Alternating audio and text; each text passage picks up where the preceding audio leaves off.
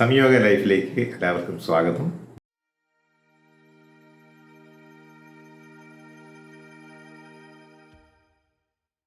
ഇന്നിപ്പോൾ ഞാനിവിടെ പറയാൻ ഉദ്ദേശിക്കുന്ന കാര്യം, നമ്മൾ കഴിഞ്ഞ എപ്പിസോഡിൽ പറഞ്ഞ റേക്കി എന്ന വിദ്യയെക്കുറിച്ച്, അതിൻ്റെ ഉപയോഗങ്ങളെക്കുറിച്ചാണ്.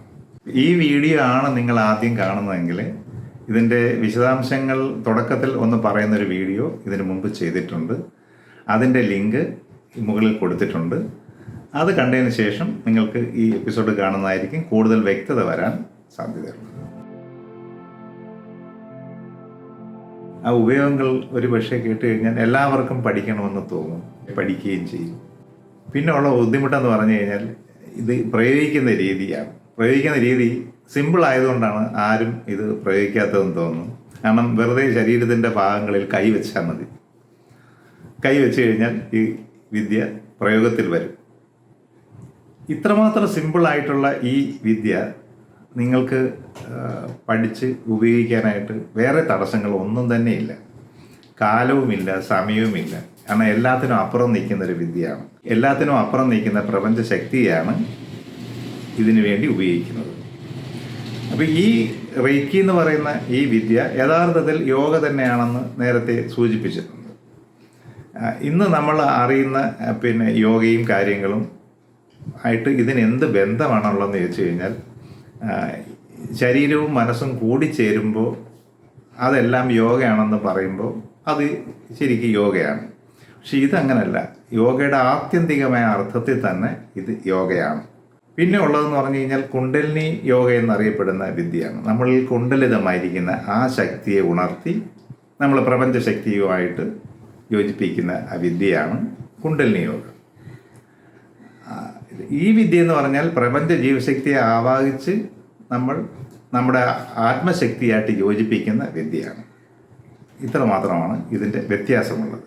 യഥാർത്ഥത്തിൽ ഈ രണ്ട് വിദ്യയും കൂടി ചേരുമ്പോൾ പൂർണ്ണമായ യോഗയിലേക്ക് എത്തും. ഇതിനോടൊപ്പം നമ്മുടെ ചുറ്റുപാടുകൾ അനുകൂലമാക്കാനുള്ള ഒരു വിദ്യയും കൂടി ഈ വിദ്യയിൽ നിന്ന് തന്നെ നമുക്ക് പഠിക്കാൻ പറ്റും. നമുക്ക് ചുറ്റും എന്ത് നെഗറ്റീവ് ഉണ്ടെങ്കിലും അതിനെ പോസിറ്റീവ് ആക്കാൻ ഈ വിദ്യ കൊണ്ട് പറ്റും. പിന്നീടുള്ളത് നമ്മുടെ ആഹാര സാധനങ്ങളിൽ നമ്മൾ കഴിക്കുന്ന ആഹാരമാണ് നമുക്ക് പിന്നെ കൂടി ചേർക്കാനുള്ളത്. ഇതിനകത്ത് എന്ത് ടോക്സിൻസ് ഉണ്ടെങ്കിലും നമുക്ക് റിമൂവ് ചെയ്യാൻ ഈ വിദ്യ ഉപയോഗിച്ചിട്ട് എനർജി കൊടുത്തു കഴിഞ്ഞാൽ സാധാരണ ആൾക്കാർക്ക് വരുന്ന ഫുഡ് പോയ്സൺ ഒന്നും ബാധിക്കാറില്ല. എന്ന് പറഞ്ഞ് നമുക്ക് ഇത് ഉപയോഗിച്ചിട്ട് വിഷം കഴിക്കാം എന്നല്ല പറയുന്നത്. നമ്മൾ സാധാരണ ഈ ഫുഡിൽ അല്ലെങ്കിൽ വെള്ളത്തിൽ ഉപയോഗിച്ച് കഴിഞ്ഞാൽ ഈ ടോക്സിൻസ് എല്ലാം മാറിപ്പോകും. ഉദാഹരണത്തിന് സാധാരണ പലരും ഉപയോഗിക്കുന്ന ഒരു കാര്യമാണ് ലിക്കർ.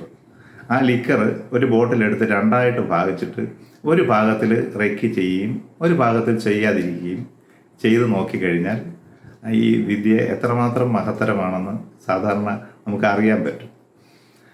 രണ്ടാമത്, ഒരാളെ ജീവിതത്തിൽ ഇന്ന് അനുഭവിച്ചുകൊണ്ടിരിക്കുന്ന സാധാരണ ആൾക്കാർ മാത്രമല്ല, പാവപ്പെട്ടവനും പണക്കാരനും എല്ലാം ഒരുപോലെ അനുഭവിക്കുന്ന ബുദ്ധിമുട്ടാണ് tension, stress, strain, anxiety, depression, migraine, അതുപോലെ ഹെഡേക്ക്, പിന്നെ ശരിക്കും വയറിൽ ഉണ്ടാകുന്ന ധാരാളം പ്രശ്നങ്ങളുണ്ട്.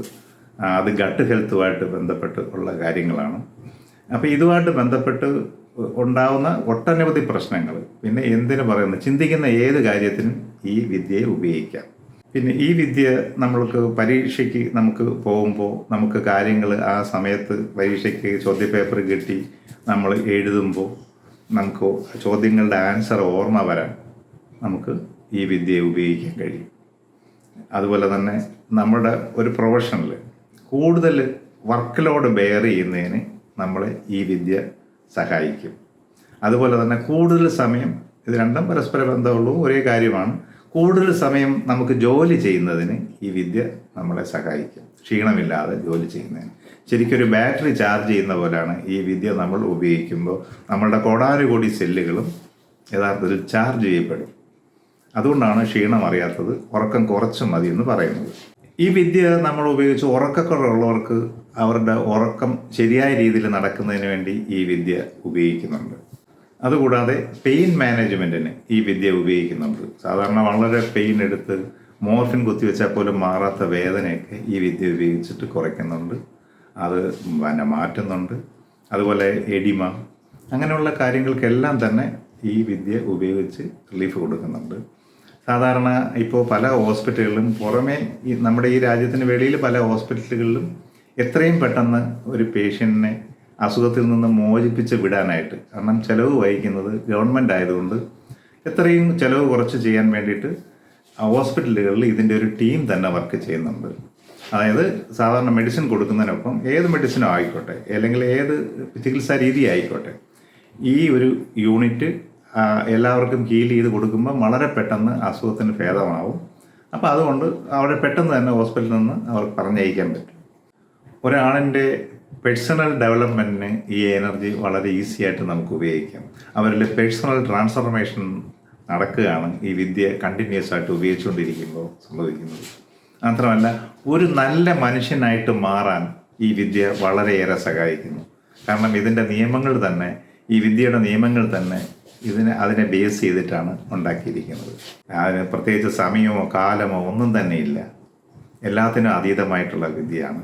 ഇത്രയും കേൾക്കുമ്പോൾ ഒരുപക്ഷെ നിങ്ങൾ വിചാരിക്കും ഇത് വളരെ ഈസിയാണെന്ന്. പക്ഷേ ഈസി തന്നെയാണ്. പക്ഷേ ഇത് നിങ്ങൾക്ക് വീഡിയോ കണ്ടോ പുസ്തകം വായിച്ചോ ഈ വിദ്യ പഠിക്കാൻ കഴിയില്ല. ഇത് ഒരു ഗുരുവിൽ നിന്ന് നേരിട്ട് മാത്രമേ ഈ വിദ്യ നിങ്ങൾക്ക് അഭ്യസിക്കാൻ കഴിയുള്ളൂ, അല്ലെങ്കിൽ സ്വായത്തമാക്കാൻ കഴിയുള്ളൂ. അപ്പോൾ ഇതിൻ്റെ വിശദാംശങ്ങൾ ശരിക്കും പഠിക്കുന്ന സമയത്താണ് ബാക്കിയുള്ള കാര്യങ്ങളൊക്കെ നിങ്ങൾക്ക് അറിയാൻ കഴിയുന്നത്. അപ്പോൾ അത് വളരെ ഈസിയാണ്. പക്ഷേ ഇങ്ങനെ മാത്രമാണ് നമുക്ക് അത് പ്രയോഗത്തിൽ വരുത്താൻ കഴിയുന്നത്. ഇതിനെ അറ്റ്യൂൺമെൻറ്റ് എന്നാണ് പറയുന്നത്. അപ്പോൾ ഗുരുവിൽ നിന്ന് ഇങ്ങനെ നേരിട്ട് ഒരാൾക്ക് ഈ അറ്റ്യൂൺമെൻറ്റ് കിട്ടുമ്പോൾ അരമണിക്കൂർ കൊണ്ട് ഈ കഴിവ് ഉണ്ടായിക്കഴിഞ്ഞാൽ പിന്നെ പ്രയോഗത്തിൽ എങ്ങനെയൊക്കെ ചെയ്യാം എന്നുള്ള കാര്യങ്ങളാണ് പിന്നെ ബാക്കിയുള്ള സമയം നിങ്ങൾക്ക് മനസ്സിലാക്കാൻ കഴിയുന്നത്. അപ്പോൾ അതുകൊണ്ട് ഇതിൻ്റെ കൂടുതൽ വിശദീകരണമായിട്ട് അടുത്തുള്ള ഒരു എപ്പിസോഡിൽ തീർച്ചയായിട്ടും നമുക്ക് കാണാം. നന്ദി, നമസ്കാരം.